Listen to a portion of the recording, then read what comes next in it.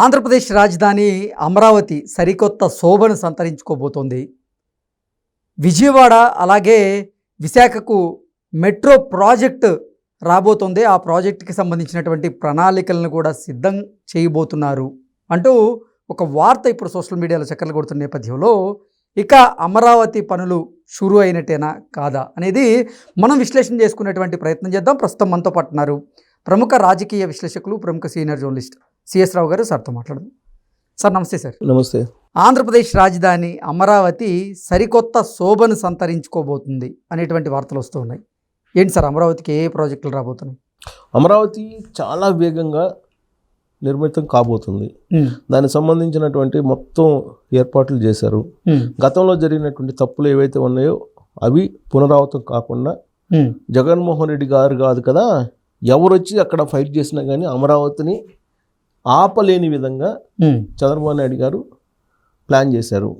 దానికి సంబంధించి ఇప్పటికే టెండర్లు పిలిచారు.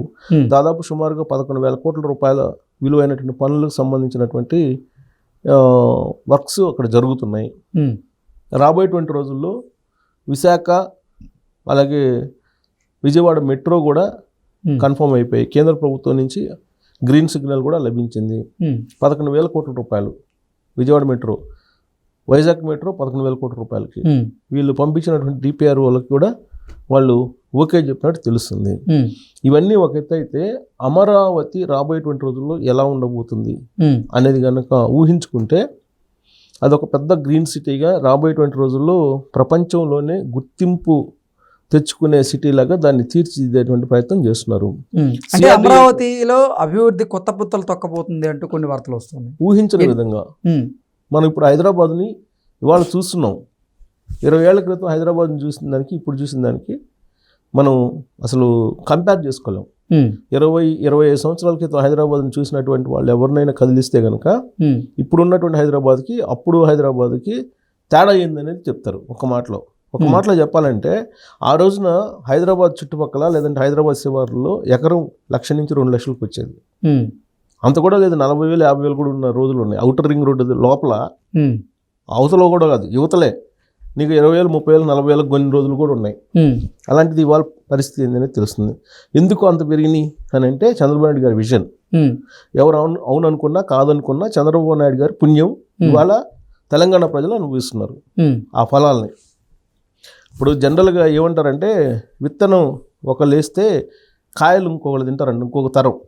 అలా చంద్రబాబు నాయుడు గారు ఇక్కడ అభివృద్ధి అనేటువంటి ఒక విత్తనాన్ని నాటితే 25 సంవత్సరాల క్రితం ఇవాళ తెలంగాణ ప్రజలు, తెలంగాణ సమాజం ఎంజాయ్ చేస్తుంది. ఏ మారుమూల గ్రామాలకు పోయినా కానీ భూముల రేట్లు ఎలా ఉన్నాయి అనేది అందరికీ తెలుసు. భూముల రేట్లు రావాలంటే ఇన్ఫ్రాస్ట్రక్చర్ డెవలప్ కావాలి, ఉపాధి అవకాశాలు పెరగాలి. అవన్నీ చేసినటువంటి దానికి బీజం వేసినటువంటి నాయకుడు ఎవరనంటే చంద్రబాబు నాయుడు గారు అనేది ఇవాళ కల్వకుంట్ల ఫ్యామిలీ కూడా చెప్తుంది. నేను చెప్పడం కాదు, కల్వకుంట్ల ఫ్యామిలీ కూడా చెప్తుంది. చెప్పకపోతే ప్రజలు తిరగబడేటువంటి పరిస్థితి ఉంది ఇవాళ. అందుకని చెప్తున్నారు. ఇటీవల వరకు కూడా చంద్రబాబు నాయుడు గారిని ఒక భూతంలాగా, ఒక శత్రువులాగా తెలంగాణ సమాజానికి చూపించేటువంటి ప్రయత్నం చేశారు. ఆ ప్రయత్నం చేసినటువంటి దాంట్లో పరాకాష్ట ఏంటంటే చంద్రబాబు నాయుడు గారు అరెస్ట్ అయి జైలుకి వెళ్తే నిరాధారమైన ఆరోపణలతోటి భలే సినిమా చూపించావు బ్రో అంటూ ట్వీట్ చేశారు కేటీఆర్ గారు. అంటే తిన్నింటి వాసాలు లెక్క పెట్టేటువంటి మనస్తత్వం కలిగినటువంటి ఫ్యామిలీ కల్వకుంట్ల ఫ్యామిలీ అనేది తెలంగాణ సమాజం గుర్తించి 2023 ఎన్నికల్లో వాళ్ళకి అధికారం లేకుండా చేసింది. అందుకే ఈ మధ్యకాలంలో కల్వకుంట్ల ఫ్యామిలీ ఏం చెప్తుందంటే చంద్రబాబు నాయుడు గారిని రాజకీయంగా విమర్శించవచ్చు కానీ అభివృద్ధి విషయంలో ఏం మనం తప్పుపట్టడానికి అవసరం లేదు. చంద్రబాబు నాయుడు గారు లేకపోతే అసలు ఐటీ సెక్టరే హైదరాబాద్లో ఉండేది కాదు అనేటువంటిది వాళ్ళే చెప్తున్నారు. ఇప్పుడు నేను చెప్పడం కాదు, వాళ్ళే చెప్తున్నారు. చెప్పకపోతే తిరగబడేటువంటి పరిస్థితి ఇవాళ. ఎందుకంటే చరిత్ర ఎప్పుడు కూడా ఒకవేళ ఎవరన్నా మార్చాలని చూసినా ఆ నిజాలు ఏంటనేది తరచి చూసేటువంటి వాళ్ళు ఉంటారు కదా.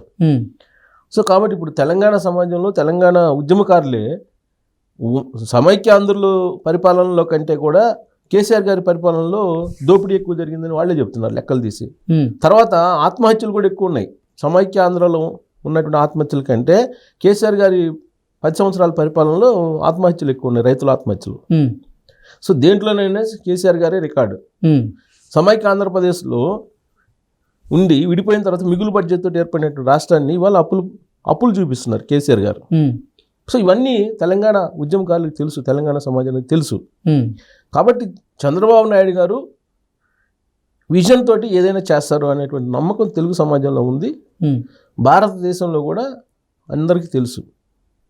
అందుకే చంద్రబాబు నాయుడు గారి బ్రాండ్ ఏదైతే ఉందో ఆ బ్రాండ్ని చూసే పెట్టుబడిదారులు వస్తున్నారు. వాళ్ళ అమరావతిలో ఇంత జరిగిన తర్వాత 2019 నుంచి 2024 వరకు ఆల్మోస్ట్ ఒక డిజాస్టర్ కదా అక్కడ. అంత జరిగిన తర్వాత కూడా ఇవాళ అక్కడ నిర్మాణాలు చేయడానికి కంపెనీలు వస్తున్నాయి, అక్కడ పెట్టుబడులు పెట్టడానికి పారిశ్రామికవేత్తలు వస్తున్నారు. దానికి కారణం ఏంటి? చంద్రబాబు నాయుడు గారికి ఉన్నటువంటి ప్రత్యేకమైన గుడ్ విల్. లేదంటే రారు కదా. అప్పటికి చంద్రబాబు నాయుడు గారు పదే చెప్తున్నారు, ఆ భూతాన్ని తరిమేసేయాలి, ఆ భూతం ఉన్నంత వరకు కూడా అందరూ ధైర్యం చేసి రారు అని. వాళ్ళందరికీ ధైర్యం నింపడానికి ఆయనకున్నటువంటి బ్రాండ్ ఇప్పుడు ఉపయోగపడుతుంది. అందుకే ఇప్పుడు యుద్ధ ప్రాతిపదికన అమరావతిలో పనులు జరుగుతున్నాయి. అసలు ఎంత పనులు జరుగుతున్నాయి అంటే అమరావతి రాజధానికి పడవర నుంచి తూర్పు వరకు దాదాపు 26 రోడ్లు నిర్మిస్తున్నారంట. 26 రోడ్లు. ఆ 26 రోడ్లు ఎక్కడ అనుసంధానం చేస్తున్నారు, ఎక్కడ కలుస్తాయి అంటే కలకత్తా చెన్నై జాతీయ రహదారి ఉంది కదా, ఆ రహదారికి అనుసంధానం చేస్తున్నారు. మరోవైపు కృష్ణానది మీద నీకు బ్రిడ్జిలు కడుతున్నారు. ఇవన్నీ కంప్లీట్ అయిపోయిన తర్వాత నీకు అమరావతిని నీకు ఇంకొక లెవెల్లోకి తీసుకెళ్తున్నారు చంద్రబాబు నాయుడు గారు. ఆ మధ్యకాలంలో వాజ్పేయి గారు అధికారంలో ఉన్నప్పుడు 2004లో భారత్ వెలిగిపోతుంది అని చెప్పి ఒక పెద్ద స్లోగన్ తోటి ఈ జాతీయ రహదారుల నిర్మాణం అప్పుడే జరిగింది. జాతీయ రహదారులు దేశవ్యాప్తంగా కూడా అప్పుడే జరిగింది. ఇది టోల్స్ పెట్టి ఆ రోజున భారత్ వెలిగిపోతుంది అనేటువంటి క్యాప్షన్ పెట్టారు. ఇవాళ అమరావతి వెలిగిపోతుంది అనేటువంటి క్యాప్షన్ తీసుకోవాలి. వాస్తవంగా ఒకప్పుడు శ్మశానంగా కనిపించినటువంటి అమరావతి వైఎస్ఆర్ కాంగ్రెస్ పార్టీ లీడర్లకి ఇవాళ అది వెలిగిపోతున్నట్టు కనిపిస్తుంది. వాళ్ళే అక్కడికొచ్చి చూస్తూ ఉన్నారు. అక్కడ నిర్మాణాలు అర్ధాంతరంగా ఆగిపోయినటువంటి వాటిని మళ్ళీ నిర్మిస్తున్నారు. అధికారుల క్వార్టర్స్ కానీ అవన్నీ కూడా టెండర్లన్నీ కూడా పాత టెండర్లన్నింటినీ కూడా కొన్నిటిని ఉంచి కొన్నిటిని రద్దు చేసి మళ్ళా టెండర్లు పిలిస్తే నీకు కాంట్రాక్టర్లు వస్తున్నారు. ఇవాళకి కూడా కాంట్రాక్టర్లు రాక తెలంగాణలో ఆగిపోయినటువంటి ప్రాజెక్టులు ఉన్నాయి. కానీ ఆంధ్రప్రదేశ్లో ఇంత డిజాస్టర్ ఉన్నప్పటికీ కూడా 2019 నుంచి 2024 వరకు ఇవాళ కాంట్రాక్టర్లు ముందుకు వస్తున్నారు. పోలవరం శరవేగంగా జరుగుతుంది, అమరావతి పనులు శరవేగంగా జరుగుతున్నాయి. ఇప్పుడు 33,000 ఎకరాలు రైతులు స్వచ్ఛందంగా ఇచ్చారు కదా, వాళ్ళకి మళ్ళీ ఒప్పందం ప్రకారం ఏదైతే స్థలాలు కమర్షియల్ ఫ్లాట్లు కానీ తర్వాత హౌసింగ్ సైట్స్ కానీ ఇస్తూ ఉన్నారో అవి మళ్ళీ ఇస్తున్నారు. ఇప్పుడు డెవలప్ చేస్తున్నారు ఒకవైపు. సో ఇది శరవేగంగా జరుగుతుంది. అందుకే వాళ్ళు పెట్టుకున్న టైం కూడా 2028కి 27 ఎండింగ్ కల్లా అమరావతి నిర్మాణం మొత్తం కంప్లీట్ కావాలి 3 ఫేజుల్లో. ఫస్ట్ ఫేజ్ ఈ సంవత్సరం అయిపోతుందని చెప్తున్నారు.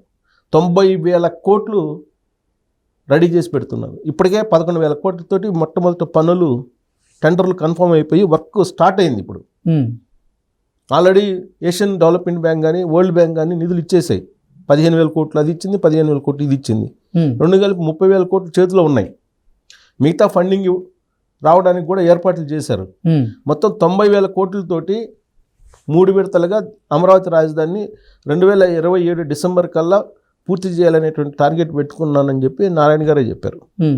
సో అటవీ భూములు దాదాపు 15,000 ఎకరాలు ఉన్నాయి అంటున్నారు. వాటిని కూడా తీసుకోవడానికి మార్గం సుగమం చేసుకుంటున్నారు కేంద్ర ప్రభుత్వంతో మాట్లాడి. కాబట్టి ఇప్పుడు ఎవరు ఎన్ని అడ్డంకులు పెట్టినా, ఎవరు ఎన్ని మెయిల్స్ పెట్టినా ఈ అభివృద్ధిని ఎవరు అడ్డుకోలేని పరిస్థితి ఏర్పడింది అనేటువంటి అభిప్రాయాన్ని బలంగా తీసుకెళ్ళగలిగారు చంద్రబాబు నాయుడు గారు. కారణం ఏంటంటే ఈ మధ్యకాలంలో పారిశ్రామికవేత్తలు మీరు రావద్దు, వైఎస్ఆర్ కాంగ్రెస్ పార్టీ ఇంకా బతికే ఉంది, మళ్ళీ మేము అధికారంలోకి వస్తాము, మీరు ఒకవేళ పెట్టుబడులు పెట్టినా మేము మళ్ళీ 3 రాజధానులు అంటాము అని చెప్పి చెబుతున్నారు వైఎస్ఆర్ కాంగ్రెస్ పార్టీ వాళ్ళు. కానీ వాళ్ళు ఎన్ని చెప్పినా కానీ ఇదే పరిస్థితి లేకుండా నీకు ఎన్ఆర్ఐలు కానీ పారిశ్రామికవేత్తలు కానీ వాణిజ్యవేత్తలు కానీ వచ్చి అమరావతిలో పెట్టుబడులు పెట్టడానికి రెడీ అవుతున్నారు. కారణం ఏంటంటే చంద్రబాబు నాయుడు గారి దార్శనికత.